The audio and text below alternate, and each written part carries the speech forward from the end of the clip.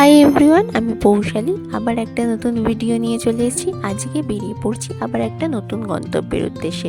কোথায় যাচ্ছি সেটা পরে বলছি, আগে তোমরা দেখো। এটা হচ্ছে ভদ্রেশ্বরের তেঁতুলতলা মায়ের মন্দির। ভীষণ জাগ্রত মা। জগদ্ধাত্রী পুজোর সময় তোমরা কিন্তু আসতে পারো, তোমাদের মনস্কামনা পূর্ণ হবে। এবার দেখো আমরা বেরিয়ে পড়ছি সপরিবারে।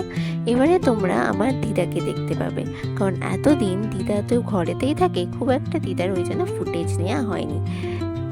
দেখো এবার আমরা চলে এসেছি শ্রীরামপুর। এটা শ্রীরামপুরের ব্রিজ। এই ব্রিজটা ক্রস করছি। আর হ্যাঁ, তোমাদের বলতেই ভুলে গেছি, আমি আমাদের ভদ্রেশ্বরের যে ভদ্রেশ্বর নাথ, ওর ক্লিপটা নিতেই ভুলে গেছি। এই দেখো, এটা হচ্ছে ত্রিবেণী মল শ্রীরামপুরের। এটা মহেশের রথ, জগন্নাথ মহেশ শ্রীরামপুরের। আর এটা হচ্ছে মন্দির, ভীষণ কিন্তু পপুলার, তোমরা আসতেই পারো। রথের সময় খুব ভিড় হয়। আর এটা কোন্নগরের 12 মন্দির ঘাট। এই যে এতগুলো জায়গা দেখালাম, এই জায়গাগুলোর মধ্যে কোনটা তোমাদের সবচেয়ে প্রিয় আমাকে কিন্তু জানাতে ভুলবে না।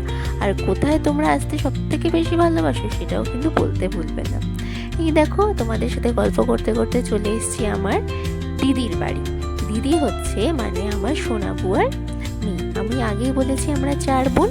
তো আমরা 4 বোনের মধ্যে দিয়া সব থেকে বড়। আর এটা হচ্ছে দিয়া ভাইয়ের বাড়ি। দিয়া ভাই রিসেন্ট উত্তরপাড়ে ফ্ল্যাট কিনেছে, তাই আমরা সবাই মিলে চলে গেছি দিয়া ভাইয়ের বাড়ি। ওর ফ্ল্যাটটা একটু দেখাচ্ছিলাম, আমি আগেও এসেছি, তাই জন্য একটুখানি ভিডিও করে নিচ্ছি। তবে আগে ভিডিও করতে পারিনি, তাই এখন একটু ভিডিও করে নিচ্ছি তোমাদের সঙ্গে দেখাতে দেখাতে। দেখো এই যে দিদা, আর এটা হচ্ছে দিয়া ভাই, সবাই গল্প আড্ডা করছে সমস্ত কিছু।